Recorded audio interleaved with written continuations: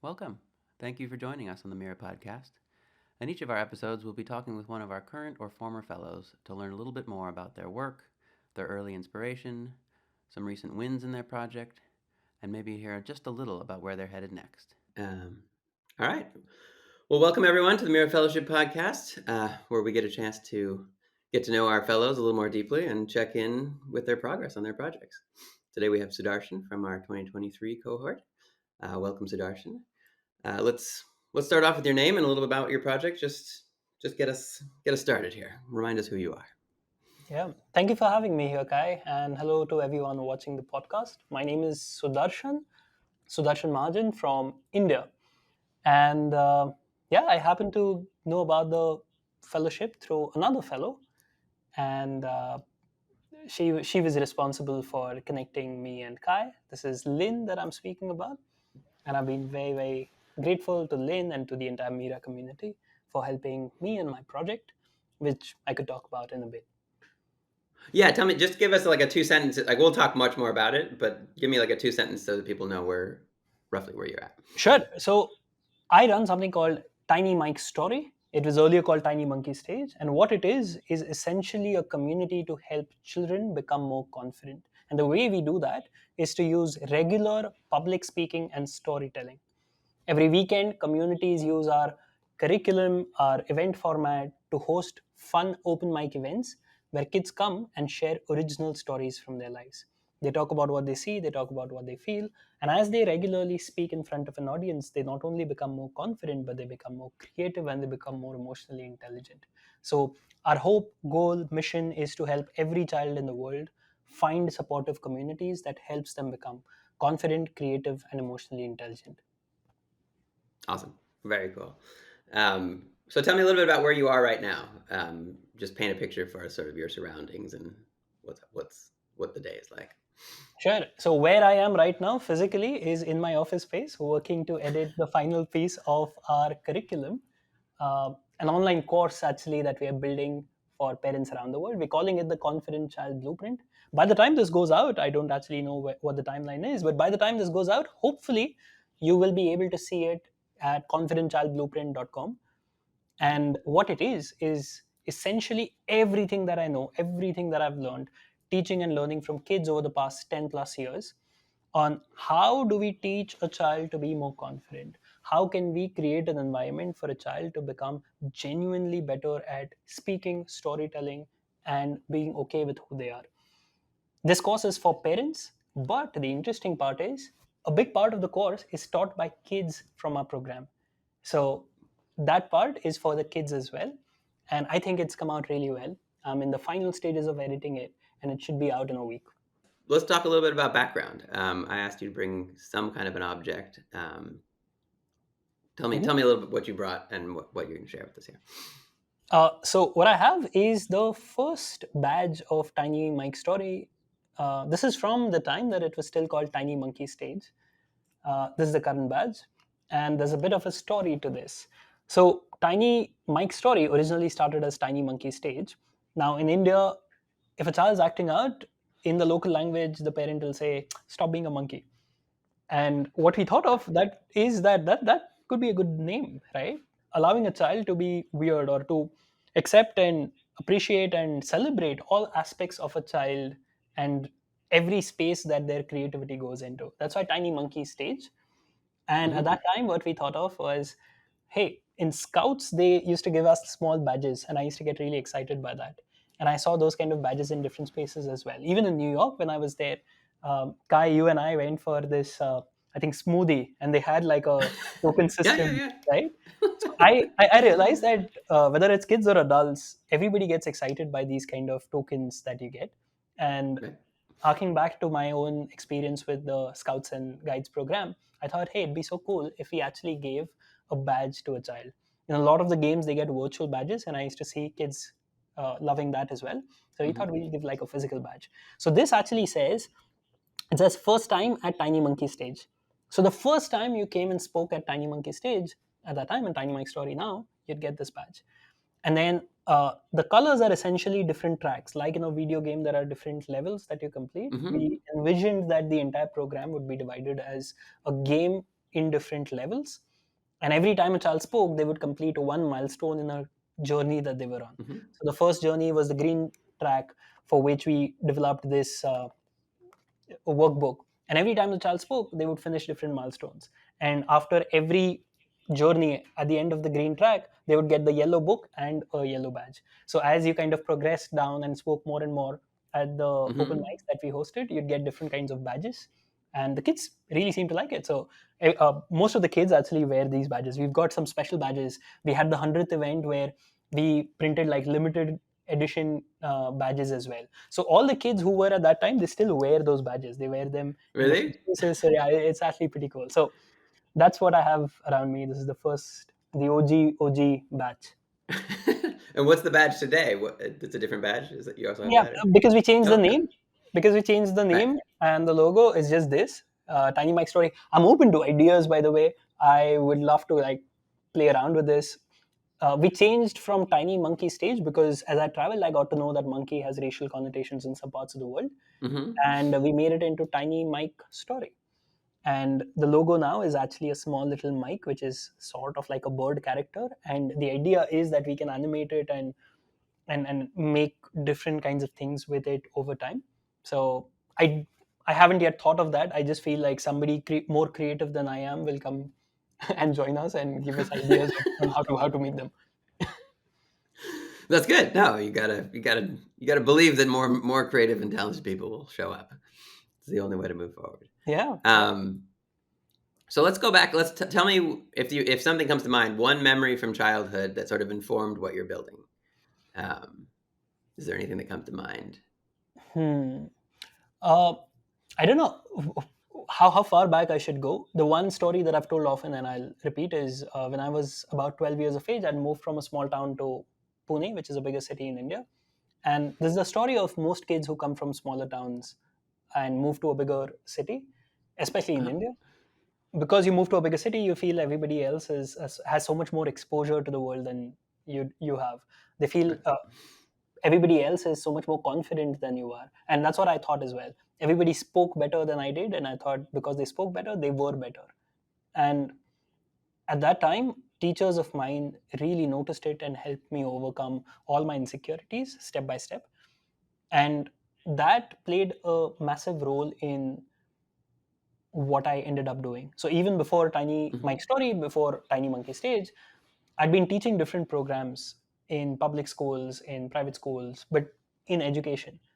And I Mm-hmm. think I didn't realize it at that time, but all of that stemmed from the immense amount of gratitude that I had towards teachers of mine who noticed that this kid was Mm-hmm. insecure and was feeling out of place and helped me. So that's something that comes to my mind.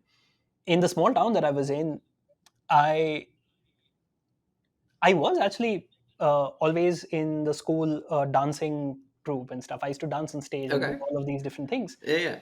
And perhaps that's something that I also incorporated in Tiny Monkey Stage and now Tiny Mike Story. So all our events begin and end with what we used to call at that time the monkey dance, which is Mm-hmm. like just dance. And the intention is that if you can dance in front of others, speaking becomes so much more easier. Because True. dancing is so weird if you think about it. You're moving, you're flailing your arms and legs in different directions. And what we saw was kids generally like dancing. There are some kids who are slightly shy. And we could also see that, oh, parents who didn't dance, automatically the kids slightly became shy, more shy to dance. Mm. And what we used to tell the kids and the parents is it's not compulsory to dance. It's not even choreographed. Some volunteers would be dancing. You could just go and follow. But we used to invite the parents to dance with us, and many parents said they danced for the first time after a very long time at our events. And watching them, the kids would start dancing, and once they started dancing, it became so much easier for them to go and speak. Because if you've done something stupid like dancing in front of people, speaking Right. is so much more normal. And I say stupid like in quotations. I think dancing is awesome. I don't think it's stupid at all. Right. Right. Tell me a little bit more about that as when you were a kid. Like, not doesn't have to necessarily do with Tiny Mike story, but just what was paint some little picture of your childhood and the dancing or something else that comes to mind. Okay, yeah, I was born in Amravati, which is this small town near Nagpur. And then when I Mm-hmm. was 5 years of age, my family moved to Akola, which is also a small town. And Mm-hmm. in that small town, it was actually very cool because, by the way, if you are listening from outside of India, when I say small town, this is small town relative to India. I'll have to look up how many people there were, but I'm pretty sure there were a lot of people in Akola as well. So it's not small town for like in terms of like very few people. When I say small town, I meant that resource wise, we had like I'd never seen an airplane uh, in Okay. person, like up close. And Right. anytime an airplane would kind of go up in the sky, literally all of us kids would, not just kids, even adults would come to the street and look up because it'd be like, oh, that's so cool. And that Wow. would usually be like a fighter jet or something. So Okay. when I say like small town, I mean things like that. In our entire housing complex, it was like I think only our family had a car, and that was because my dad had a touring job, so the company had given him. And it was very cool. I used to think it was the coolest thing ever. In that part of India, it used to be super hot, and whenever we used to travel, this car, it was a Fiat Uno. I still remember. It didn't have air conditioning, which to anybody that I tell now, they're like, how's that possible? How does a car exist without an air conditioning? But that's how it was. And in the summers when we used to travel, it used to get like super hot. So I have such vivid memories of me just getting excited of traveling, but it used to be so hot. So we used to kind of take water and put it on a towel and put it on our face and then just travel like that. So I remember that. I also remember that in Akola we used to play cricket, and when I say play cricket, it was like in whatever space we would get, even on the street. For Mm-hmm. for Americans, think of cricket as like baseball, but like more fun. So, um, yeah, we used to play cricket, and the fun thing was that our streets used to have. I don't even know how people will relate to this, but in India, they might if they come from small towns. We would have open canals, and Okay. like every street at both sides would have these open drainage systems, essentially, in which like water would flow and stuff. I don't think it's still there in small towns. I think most of the drainage systems Right. Right. are closed now. But at that time, it was that. And the reason I think of this is because we used to play cricket, and you were out if the ball went into that drainage system because somebody had to get it. So we used to like pick up a piece of paper and roll it and then take it out. Anyway, so I have that. I sometimes, if it rained too much, the streets would get flooded, and we used to like Mm-hmm. make paper boats and put it on the water. I remember this one time during summer holidays. I had nothing to do, so I took all my books from the earlier academic year, tore off each Mm-hmm. paper, and made airplanes. And when I say made airplanes, I think overall I made like hundreds and hundreds of airplanes. Right. And then one day I just stood in the balcony and I just started throwing each one of them one at a time. So, so, so uh, yeah, like I remember that childhood being a lot of fun because I could cycle to every friend and every teachers and every part of the Uh-huh. city I could cycle to. And at the same time, there was a lot of spaciousness of like doing nothing. It wasn't like, oh, I go to Mm-hmm. this thing and this thing and this thing and this thing. I had a lot of free Right. time where I would do all kinds of stupid things like make hundreds of airplanes to just throw one day on the street. I Um, think you learn so much from doing that kind of stuff. I mean, I went to a grade school that we like had no homework until eighth grade, which is like 13 or something like that. And you really get like you really learn. You really can be exploration. yeah. Like, excuse me, sorry. Um, yeah, no, there's a lot of creativity in that. Mhm. Can you describe? Okay, let's go back to your idea now. Can you describe the moment that your idea came to you? Like, was there obviously it's kind of you had the experience, but was there a moment where you're like, oh, I can do this for kids? Like, when was that first? Because I know that you started at one point, did it for a while, put it on the burner, and then came back to it. So, what was that first inspiration? Do you remember? Yeah, I had gone to to an open mic event for stand up comedy to Mm-hmm. perform. And perhaps backtracking a bit is going from somebody who wasn't the most confident to by the time I was in university, I Mm-hmm. was a professional MC. As in, I used to host concerts and events and things like that. And I thought, hey, this is great. Uh, Being on stage, hosting events is a lot of fun. I used to have a lot of fun doing it, and I I think I was pretty good at it as well. I thought, what's next? And I saw somebody performing at a spoken word event, Mm-hmm. and it was poetry. Now, poetry doesn't come naturally to me. My sister's great at it, and she just flows, and it didn't come naturally to me. But because of the experience of learning how to become confident on stage, I took this as a challenge as well. I was like, hey, you know what? I'm going to perform at these slam poetry events. And I started Mm-hmm. performing at those slam poetry events. My poems were okay, and they got better eventually because I had Okay. amazing friends in the Pune poetry slam circles who also helped me with it. And then I won one of those poetry slam events, and then I stopped it. I was like, okay, this is it, done. Like now I can Right. do this and stop because I never enjoyed it as much, and I wasn't good at it. And then the next thing that I saw was stand-up comedy. Stand-up comedy was just taking off in Pune, and I Mm. was like, "Oh, this is great! This is the next mountain to climb." Uh, and I remember speaking at this open mic event, or performing at this open mic event, which was at this bar in Kalyani Nagar in Pune. And there, Hijas Musa was hosting it, and he had said, "If you come and perform, you get a free beer."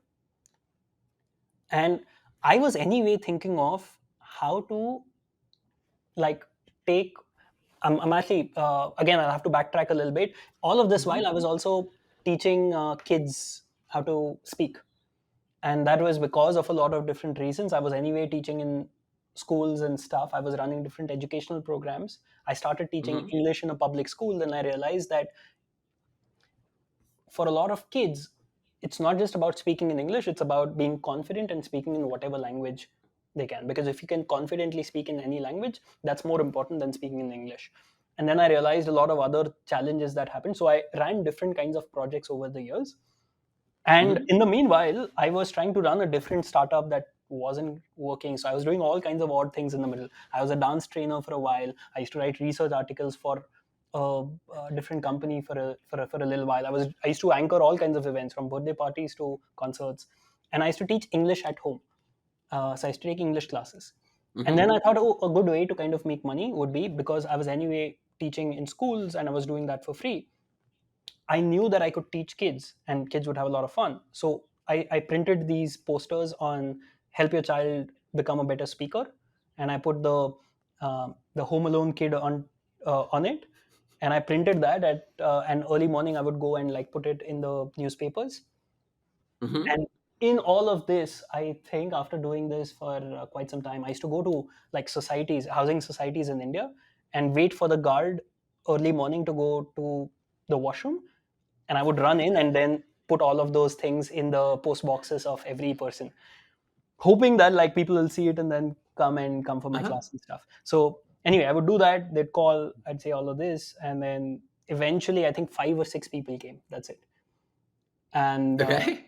yeah, so 5 or 6 people came, and I'm compressing a long story, but basically, I did different versions of this, and sometimes 5, 6 people came, sometimes only 2 people came, sometimes 18, 20 people came when I partnered with a existing school. And eventually I realized that the kids had a great time and they were visibly confident at the end of I think at Mm-hmm. that time it was 3 months or 2 months, sorry. And at the end of the session, I would have the parents come and the kids would perform, and parents would love it, kids would love it. And then I realized there's only so much you can teach in a closed classroom about how to speak on stage, and Mm. that's not what I envisioned myself doing anyway. So I didn't envision myself being a teacher teaching just 20 kids.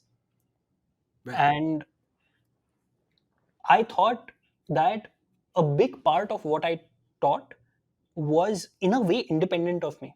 Sure, I could guide them a little bit. Sure, I could tell them like these things that they Mm-hmm. could keep in mind. But as long as the kids came and spoke in front of even the 20 kids, they were getting better. So I was anyway thinking of, oh, how does like this fit into a model that can be scaled as well? And at Mm. that time I had been exposed to a lot of different organizations as well. So there was Toastmasters International, which does public speaking things for Right. adults. Right. And what I liked about that entire Toastmasters model was how it ran without a coach or a trainer, and it was very Right. organized. Right. There are other American organizations, and somebody told me American organizations do this really well, that they structure everything and they charge people for the IP. but basically Mm-hmm. BNI and then Rotary and Lions, and all of these had different clubs. And I saw that there Right. was no one person or employee running all of it, and they had like a certain structure which other people could just emulate, and it was still effective. So all of Right. this was the context while I went to the open mic, the stand-up comedy open mic, where Hijaz Musa hosted it and said, if you come perform, you get a free beer. So I performed, and by the way, I sucked. I was so bad. so, so, Tell me, like, what is Indian comedy different? Like, does it feel different to be in the room of a stand up comedy in India? Than did you go when you came to New York? Did you go to a comedy show or no? I went to in New York. I went to the Comedy Cellar as an Uh, audience member. right. I think a lot has changed since that time, because when I went, I think this was 2015. Yeah, this was 2015, and comedy was Mm-hmm. just kind of finding its feet in India. Now Okay. it's pretty well evolved. We've got comics from India traveling all over the world, including Mm-hmm. US tours. Uh, one of also my favorite comics. He went to Madison Square Garden, Zakir Khan, and he performed there. So it's It's the the Indian same. comedy scene is Indian comedy scene's picking up. Okay. At that time, it wasn't as much. There was only one comic that was really well known. His name is Veer Das. He's still well known, but everybody else was just kind of figuring what to do. So anyway, I went to this. I was really bad, but I loved it. I loved being on stage and sucking at being on stage, essentially. Right. So I, because I'd gone through the process of, oh, you suck on stage and then you get better. Here, Mm-hmm. I felt this is great. So anyway, I went on stage. I didn't do well, and then I started thinking, wait a second, is he just the organizer paying the bar to host Right. this and to give free beer for everybody? And then I realized, hey, it's probably not that, and perhaps we could do some version of this as well. So Hmm. what we did was we went to I went to like this cafe, and I said, listen, will you just give us the space, and we'll host an open mic for kids. Long story short, finally it happened. 31st of January 2016 is when we had the first event, and that's because 1st of January 2016, I told myself, New Year's resolution, I've been thinking of this for way too long, this is the month when I'll start it. So 1st January I said New Year's resolution. In January is when I'll have the event. 31st, literally the very last day, we had the event. And just like he just said, we said, hey, you come tell us a story. Instead of the beer, because you're a kid, you get a cupcake. So Right. so that's what we did. And the kids came, spoke. Like initially it was just kids that I taught in the past, friends of mine that I told other Mm-hmm. kids, and so on. And a lot of people came. I think it was close to 50 kids who spoke. Wow. And it was all free, by the way. Like it was just volunteers running it. The kids came, they spoke, we gave them cupcakes, everybody is happy. The cafe was happy because a lot of people also walked in. I think Mm-hmm. more than 150 people walked in. And then eventually I was like, hey, this is cool, we should do this again. And then the next month, February, we did 2 events, and then March onwards we did 4 events. And then Hmm. eventually it led to, like, we had a team of volunteers who used to, at its peak, host 16 events every month around the city, and all Wow. volunteer run. Right. And yeah, so that's how it started, and we made so many mistakes, but yeah, I'll pause right there. That's so fun. No, I haven't heard. Like, it's fun to get a chance to talk about this in more detail because we just never covered sort of where how it all developed. Um, well, yeah. Tell me a little bit now about. I know that then there was a moment where you committed to your idea, sort of committed your life to this idea. Can you tell me a little bit about like what it felt like before, or what it felt like after, or what that moment was for you? Sure. I 2018, we just stopped Tiny. At that time, Monkey Stage it was. Hmm. And the reason we stopped was it had like a slow, excruciating death, to be honest. It wasn't like we stopped. It was because I think we were doing something that people really loved. That's why a Hmm. lot of people loved what we were doing. As a volunteer led organization, it just didn't have the structural stability to function. Right. Okay. It is volunteers who are running it. A lot of people wanted to come, but didn't see like a structure to the entire thing, because We used to have all of these events run by volunteers. There was no standardization of the experience. We were like, I was also getting exhausted because I was also trying to run a different company to pay my bills and stuff. Mm-hmm. And in 2018, we said, okay, let's take a pause. So we took a pause, and then we said, listen, we can't do it. And then we just stopped. And 20 after 2018, I was always thinking, hey, this is what I'll go back to. If I can figure out a model to make this work, I'll go back to this again and again. Mm-hmm. I'll go back to this, and that's something that I used to think again and again. And it didn't happen, and then COVID happened. So I just like Yeah. I ran a virtual. Oh wait, in COVID, I ran a virtual version of this for kids around the world. That was a lot of fun. I was just feeling really lonely at home because I was staying alone, and I thought there's a good chance kids are also feeling alone. In fact, Yeah. I had a child, my neighbor, and my neighbor's child used to always, like, there's like a grill gate, and he used to just stand there like a person caged because his mom wouldn't allow him to go down and play with the other kids, fearing COVID. Oh, So right. he would just feel really sad and look at me every time I would go out. And eventually he would come and we'd play chess. And he'd get so happy because I was the only non family member that he'd meet. And I Mm-hmm. realized I was feeling lonely. He was feeling lonely. There's a good chance a lot of kids were feeling lonely. So if everyone's stuck at home, why can we not create like a virtual way for them to gather together? So Yeah. for over 1 year, I ran virtual play spaces where kids, similar to what we used to do at Tiny Mike Story, kids would come and share stories about what they saw, what they felt. What they saw, mostly people just spoke about, it's just so boring, and I don't even want to watch television anymore. And nothing makes me happy. Like, I've got incredible video testimonials from that time. But the kids had a lot of Mm-hmm. fun. I had a lot of fun. And what I realized was there's this silver lining when everyone's indoors, in that it doesn't matter if you're only connecting online, it doesn't matter if you join in from New York or India or Yeah. Yeah. Nairobi or anywhere else, right? So what a cool opportunity for kids to become a part of a global classroom. And as I ran that for 1 year, it gave me a lot of ideas as well. Eventually, as COVID subsided and people went back to their normal lives, I was thinking of, okay, what do I do now? Uh, the other company that I was trying to run, also in education, also in this was for undergraduate students. We used to help them become more employable by giving them different trainings. So that was working. At times it would work really well. At times it would work not so well. There were 3 years where cumulatively we taught 30,000 uh, participants in colleges.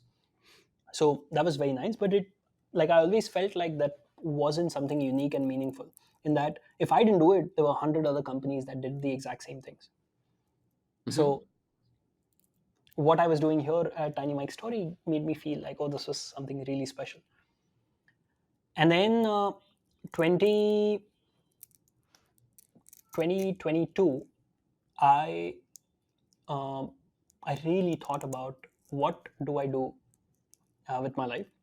And Mm-hmm. perhaps one thing that led to it is, since 2017, since 2018, I got to travel the world, and I'd never traveled for the first 25 years of my life. And after that, I got to speak about our model and the way the kids learn at our program, even at the World Economic Forum in Davos. And that opened a lot of doors. So for somebody who never stepped out of India to go to Davos and speak about this, to go to Oslo and speak about this, to go to China and speak about this, what it did was, I got a lot of validation from people and interest from people that, hey, this is cool. What you're doing and the way the kids are learning is really cool. Mm-hmm. And I remember this one specific moment after I spoke at this conference in Oslo about this.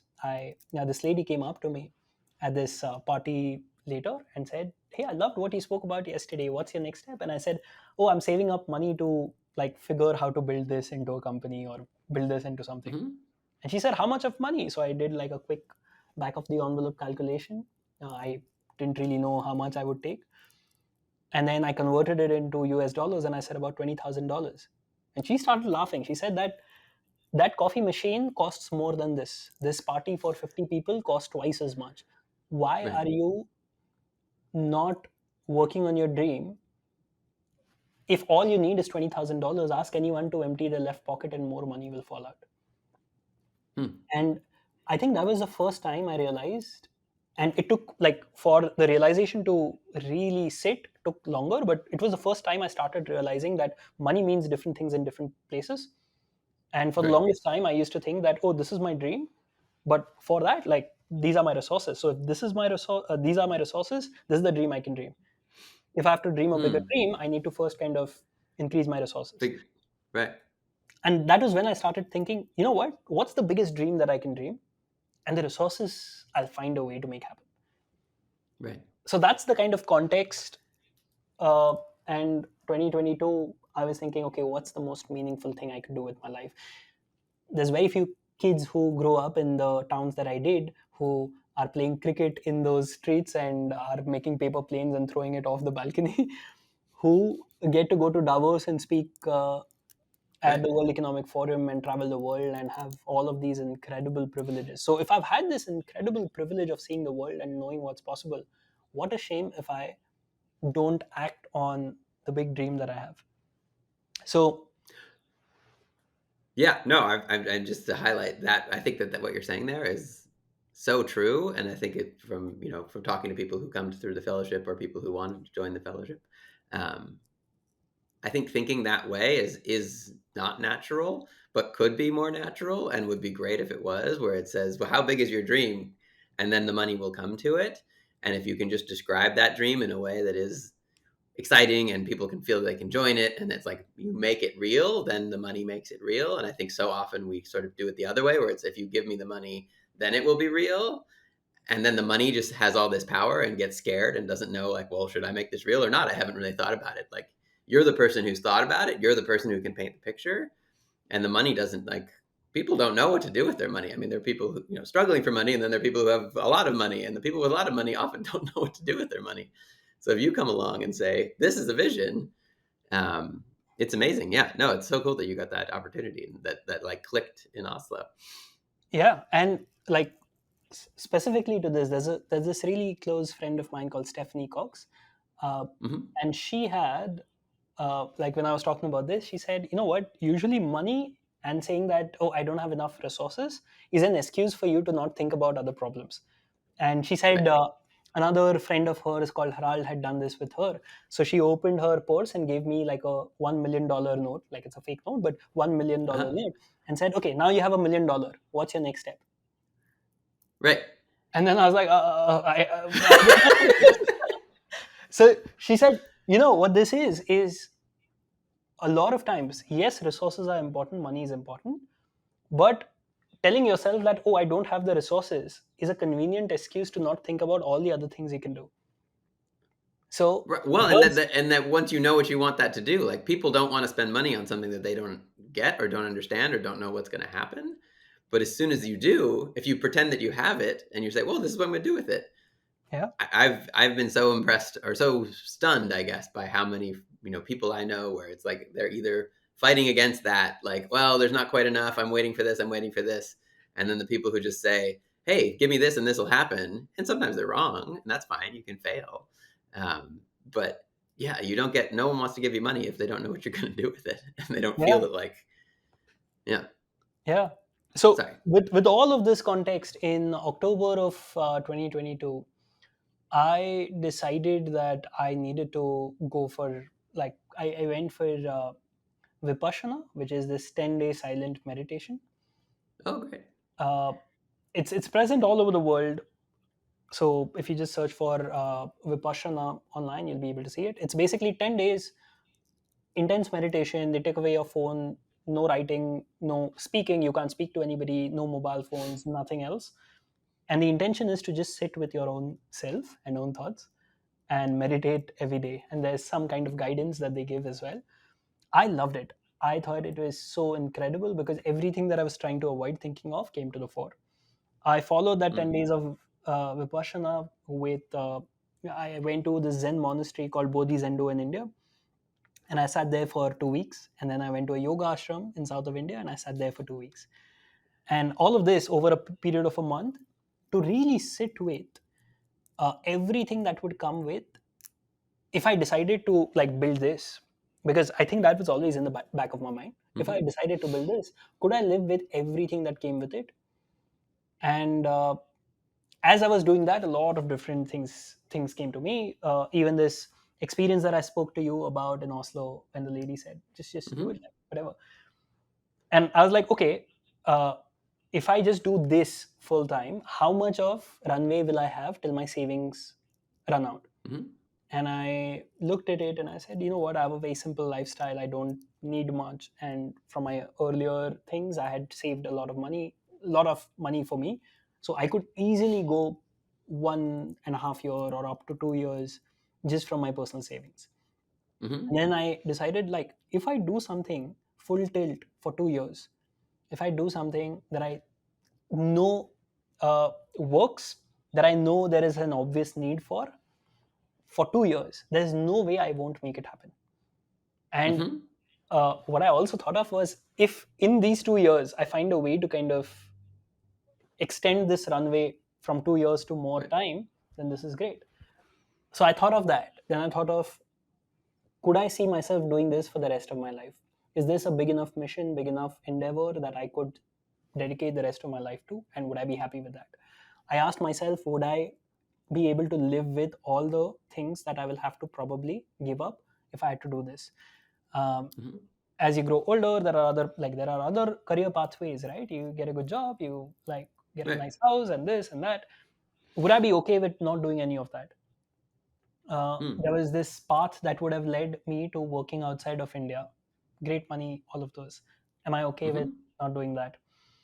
And for this 1 month, I really thought about all of this and let all the answers sit. And at the end of it, I was like, yeah, this is it. This is what I'm going to do. The timeline is the rest of my life. The first timeline is 2 years until my savings run out. so, so, and then the intention was basically, if the timeline is the rest of your life, there's no challenge that Mm-hmm. I can't overcome. I'm extremely determined Right. in general. So the only way that, like, this doesn't happen is if I just decide to give up.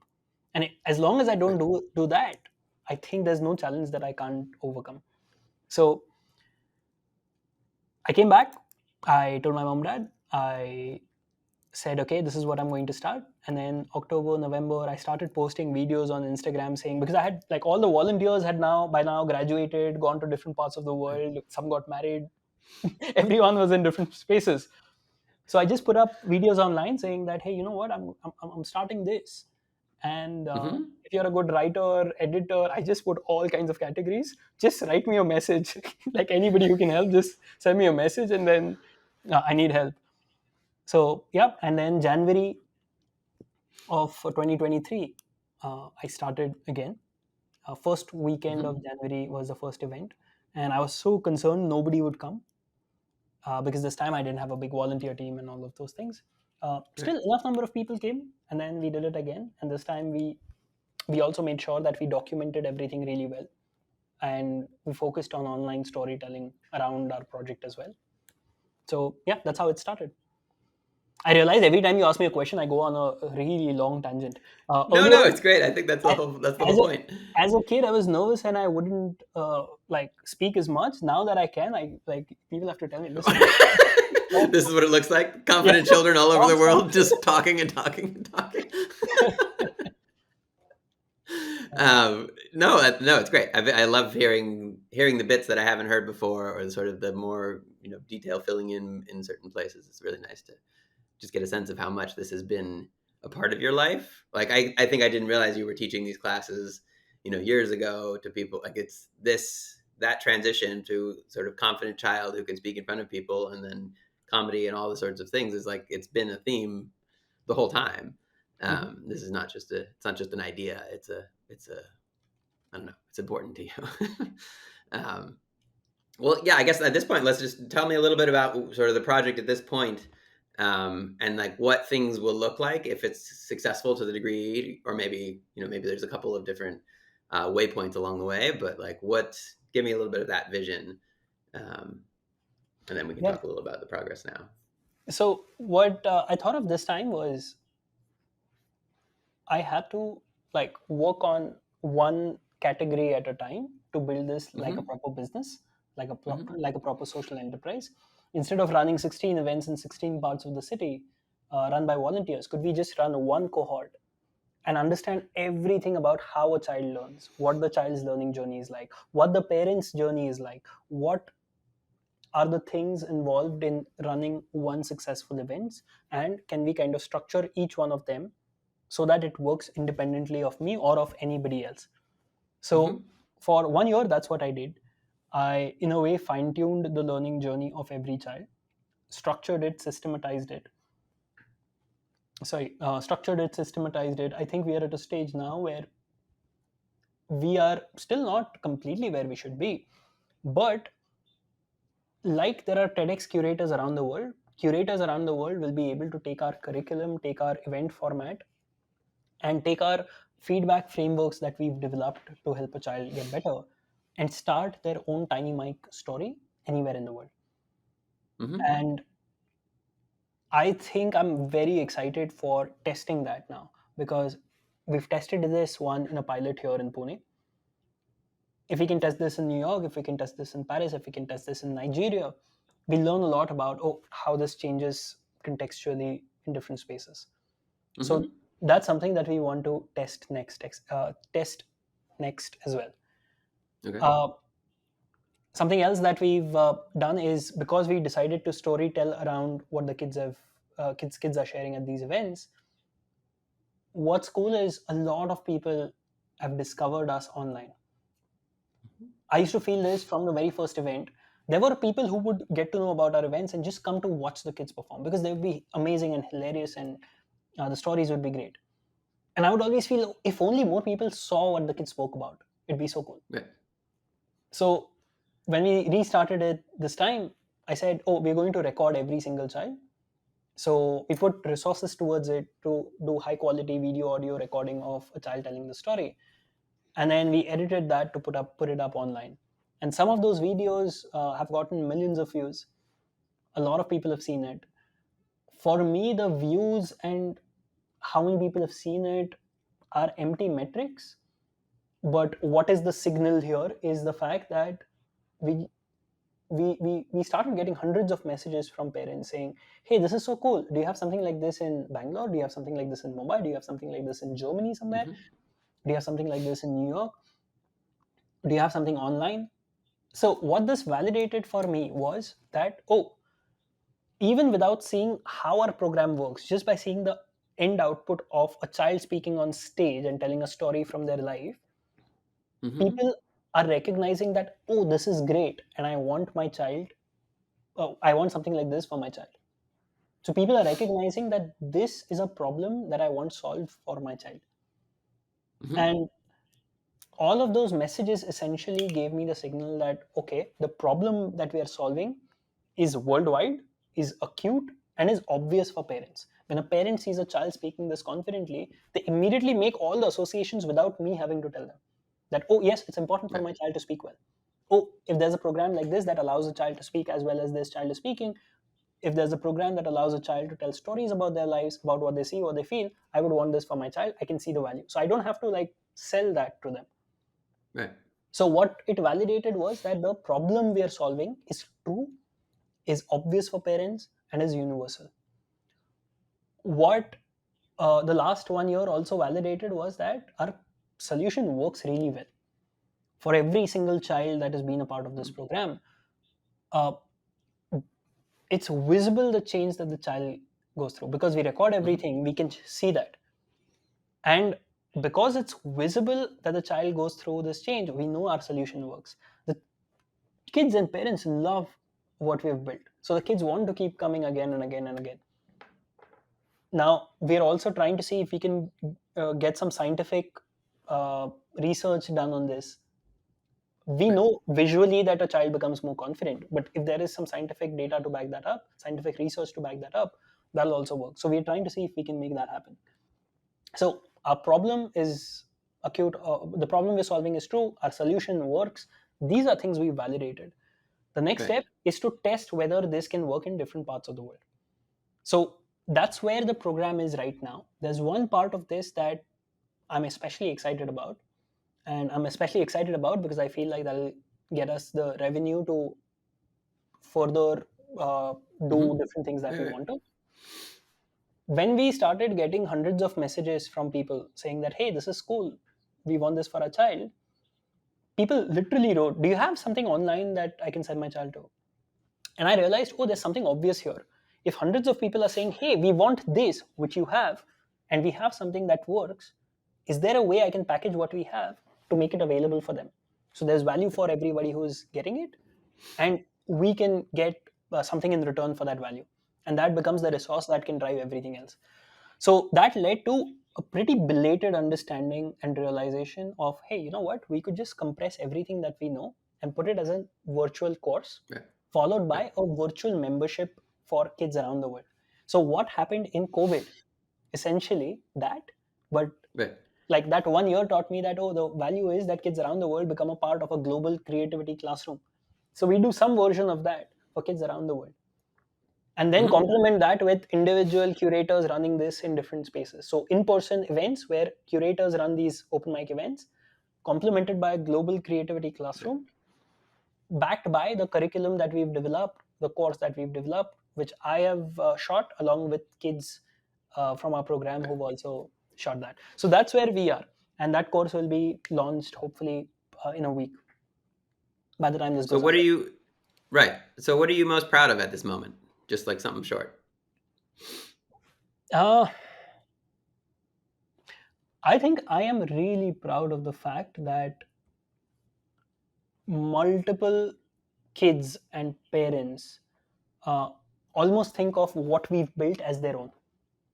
They have such a Right. lot of Oh, that's good. ownership Yeah. over the entire program. I think like that gives me a lot of happiness, because I feel like all the getting resources, selling this course to make money, Right. building all of this is just a way for us to get the resources necessary to make the mission happen. Right. So, like Walt Disney used to say, we don't make movies to make money. We make money so that we can make movies. I almost feel like we want to like get all the resources possible to make this mission happen. And the mission is that millions of kids around the world grow up in supportive communities that help them become confident, creative, and emotionally intelligent. And I feel like Right. we've been successful in getting the first initial cohort enrolled in it wholeheartedly. So much so that they almost think of the entire program as their own.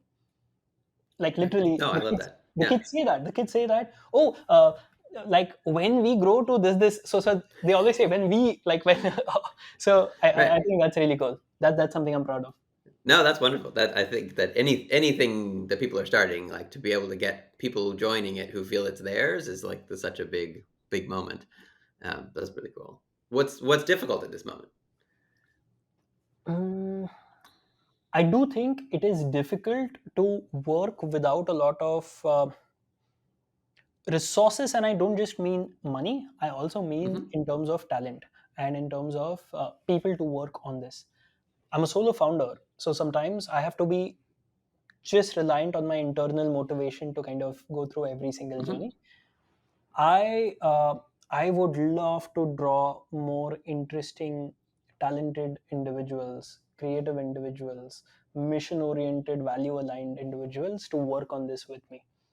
Uh, that is difficult. Sometimes it's lonely, sometimes it's really difficult to get through every part of this and find Hmm. motivation internally every time things don't work, things work, all of those things. So yeah, I think that's really difficult. So, and what would you? I mean, maybe it's similar, but what would you need help with at this particular point? Like, what is the sort of pain point right now that you need help with? Mm, okay, I could give something very tangible. By the time this is out Okay. on Confident Child Blueprint, you'll have the course. Please Right. tell more people about it. If you think there is a parent who might find value in it, please tell them. If you think there is a research organization that would like to collaborate with us to see how the educational programming works, validate it, please let us know. If there are any other spaces or programs where what we've learned would be valuable, let me know. I'm happy to share everything that we have. If this can be used to help kids whom we can't reach become confident, creative, emotionally intelligent, I'd love to uh, like just offer whatever we've learned so that you don't have to start from where we've started and can just build on top of it. Great. And then you said confidentchildblueprint.com. Is that Yeah, that's confidentchildblueprint.com. And does tinymikestory.com go there too, or not? Yeah, Is that yeah. same thing? Okay. tinymikestory.com would be the general website. tinymike story.com. Perfect. Okay, so I've been sort of writing some things and doing some in terms of the process of building things and kind of tongue in cheek, like, how do we get in our own way, kind of thing, kind of that idea, playing with the idea, different ways that people get. And so it's kind of at the end we're asking people, how do you get in your own way, and what are your own tips and tricks to getting out of that kind of a situation? Do you have any? Are there any ways in which you feel you get in your own way? Lots of different ways. I Uh, figured. yeah. Uh, I think everybody struggles with this. I do too. Sometimes you give it like a very nice shiny exterior of, oh, you're just being a perfectionist, where you don't like put things out in the world as much. And I think being a perfectionist is like a shiny coat that you put on it, whereas what it is just like put whatever you have out in the world as soon as is possible, because there's no way you know Mhm. what will actually work, what won't. So I still struggle with it. The course should have been out way earlier, and I still Mhm. haven't, for a lot of different reasons. One of which is that, oh, I was like, oh, no, this needs to be fine-tuned even more, or this needs to be made better. Oh, what if the kids come and teach some part of it? That'd be so cool. So the way I get in my own way is by not like just putting things out. Another way I get in my own way is by not talking about what I do as much. This is the first Hmm. time I'm talking about this entire process. I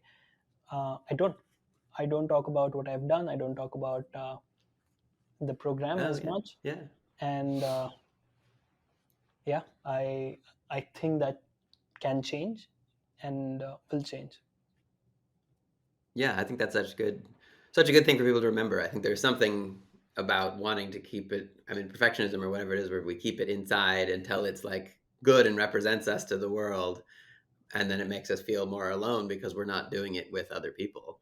Mhm. And I mean, hopefully, the fellowship can be sort of a bridge between, like, hey, interact with the rest of the world with this idea. You don't have to be perfect. Like, get people excited. But no, that's a really good one. Thank you for sharing that. Is there anything else you'd like to tell the community? Um, I don't know. I think we're sort of wrapping up here. Thank you so much for giving us some time. Um, Anything else that you'd like to toss out into the Mira Fellowship community? Yeah, perhaps just what he said, right? He said the fellowship could be like a gateway between Hmm. like sending it to the entire world and like just keeping it to yourself. I think there's a lot of value there. There's a lot of value in a fellowship like the Mira Fellowship providing a smallish trust based cohort where it's not as risky to put out your stuff. And by risk, I also mean Right. like risky is just all internal, right? Where you're Sure. not as scared to put out your stuff. I think there's value in it. There's also like another version of this where the fellowship or individual people keeping you accountable to putting things out. Right. So Kai and Sarah have been like having calls with me weekly, and that has acted like a nice nice Right. checkpoint every week to say, hey, what's gotten done, and that's made me feel less lonely as well. So I think there's a lot of value there. Uh, Mira Fellowship wise, individual friends, family, Right. whoever Yeah. works for you, No, an community, I think, is accountability such an partner. Yeah. important. Yeah. Okay. One other thing. I have one other question here. If you happen to, do you have any ideas for the future that you'd like to see happen, but that you're not going to do? Not for you Yeah. to do, but just like something where you're like, oh, this would be so great.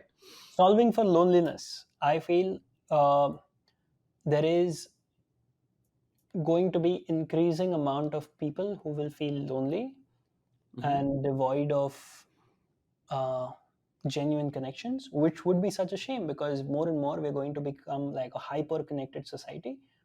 Hmm. And perhaps maybe that's why, because if you're hyper connected to everyone at the same time, you're not really connected to anyone really.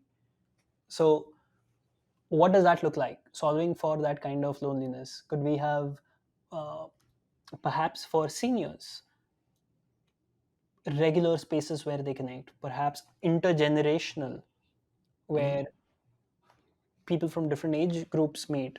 Like all the dating apps and everything else are for one specific use case.